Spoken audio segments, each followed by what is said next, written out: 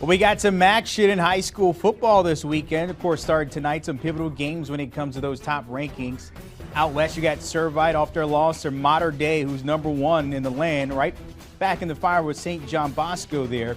Out in Georgia, 17 wins between Collins Hills and Mill Creek. No losses, but that will change tonight between the two. In Texas, Atascocita traveling to North Shore, and up in New Jersey, Bergen Catholic seeing a familiar face in St. Peter's Prep this weekend on Saturday. That one kicking off at 1 p.m. Eastern. All right, time to bring in the good fellows from MaxPrep. Zack Poff and Steve Montoya join us here at HQ. And Zack, I'll start with you for the second time. Servite kind of getting the game of the week here on the road at #4 St. John Bosco. What are we watching tonight in this one? It's going to be interesting to see how both teams play their cards, because let's be real, this is the regular season finale for both teams in the Trinity League.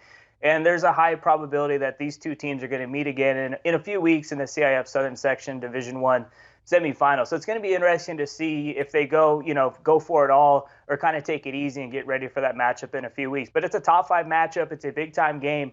And the winner of this one will clinch the 2 seed in the playoffs, because obviously Mater Dei is going to be the #1 overall seed in that bracket. But it's going to be a big game. And, St. John Bosco, they've dominated this season series between the two. They've won 9 straight. And I think St. John Bosco is everyone's talking about Mater Dei and Servite, especially after that game last week where, Servite went toe-to-toe with Mater Dei and lost 46-37. But I think a lot of people kind of forgot just how good St. John Bosco is. This is a team this year. They've had 6 wins against teams that have appeared in the MaxPreps top 100 rankings at one point or another. They got big-time dudes on both sides of the ball. But the one guy I got circled I think is going to have a big game is 4-star running back Rayshon Speedy Luke. I think they saw Mater Dei have a lot of success running the ball last week against Servite. So I think St. John Bosco is going to kind of bank on that. And I think Servite's going to, play their guys. They're going to be a little tired from last week's game against Mater Dei. But I think St. John Bosco is going to find a way to win this one late and pull out a 1-score dub. Yeah, no favors there when you look at that one. By the way, John Bosco has won 3 in a row since that 42-21 loss. Before that, be interesting to see how that pans out. As you mentioned there, Steve in Georgia, the battle of the undefeateds there at Collin Hill, taking on Mill Creek, both 9-0, 8-0 here, 17 wins I mentioned earlier. Who comes out on top of the Peach State? Ooh, that's a good question, because this is a really good game, but I think Collins Hill will come out on top. But Mill Creek's just right on the outside of the top 25, so if they win, they're in. And you think, okay, Collins Hill, they're without do-it-all player, 5-star athlete Travis Hunter once again. You're thinking, okay, maybe they have a disadvantage. They're not having him. I mean, obviously they'd love to have him, but they still got playmakers everywhere. And it starts with their 4-star quarterback, Sam Horn. He's averaging over 260 yards passing per game right now. And Marshall commit Cam Pedro, a wide receiver, he's stepping up his game. He has 5 touchdowns, and their defense is lights out as well. Watch out for a kid named Sonny Redwood. He has 14 sacks on the season. So, yes, Travis Hunter, he's not there, but this is a very good team even without him. But Mill Creek's like, hey, hold up, we got a chance here. These two teams have met 15 times, over the years, and Mill Creek has the advantage right now in that series, 8-7. So this is going to be a good one in the state of Georgia, but I do think Collins Hill will come out on top in this one. As the kids always say, somebody's going to lose that O later on tonight between those two. It won't be but one undefeated team later there up in Georgia. Zack in Texas, North Shore at Atascocita, trying to join the MaxPrep top 25, both kind of hovering in the middle of the 30s here, 33 and 37, but who gets it done here?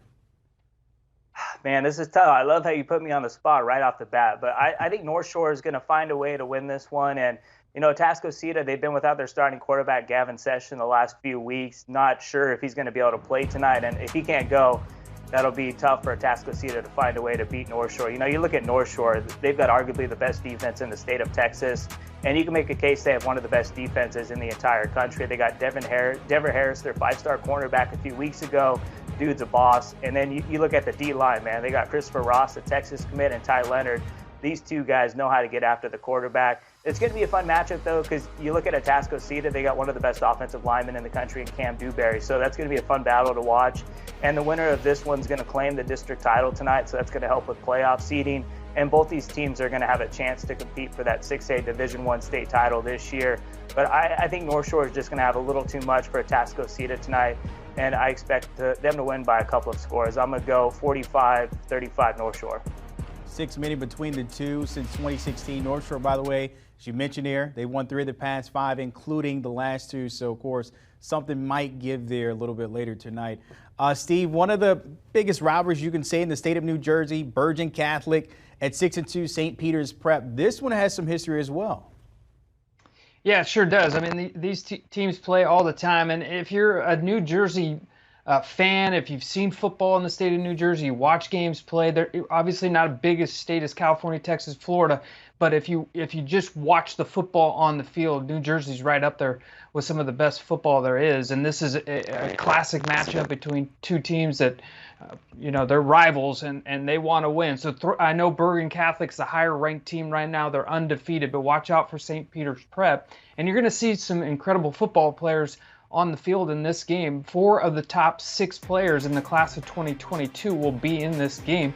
For Bergen, Jaden Gold, 4-star USC commit. He's a cornerback, and then Stephen Angeli, their 4-star quarterback. He's committed to Notre Dame. And for St. Peter's Prep, you have 4-star defensive lineman KJ Miles, a Georgia Tech commit, and then a Notre Dame commit. But on the other side, St. Peter's Prep and Jaden Bellamy. So this is a good one. Good football in the state of New Jersey. Rivalry.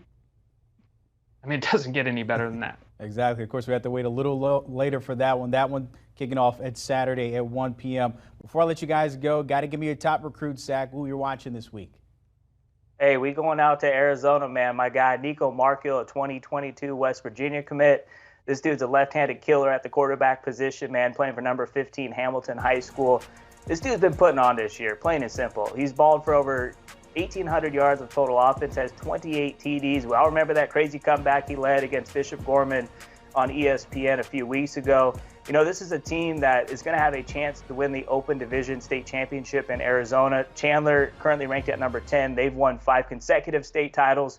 But if a team knocks them off, it's going to be Markiel and Hamilton. And this dude's been putting on this year, man. Tape don't lie. But the thing I love most about this dude's game is he's one of the best leaders in high school football. Yeah, I'm going to follow up Zach. I'm going to go with a guy leading the country in passing yards, and that's Drew Novak from Western Brown High School in Ohio. He's thrown for nearly 4,000 yards this season already.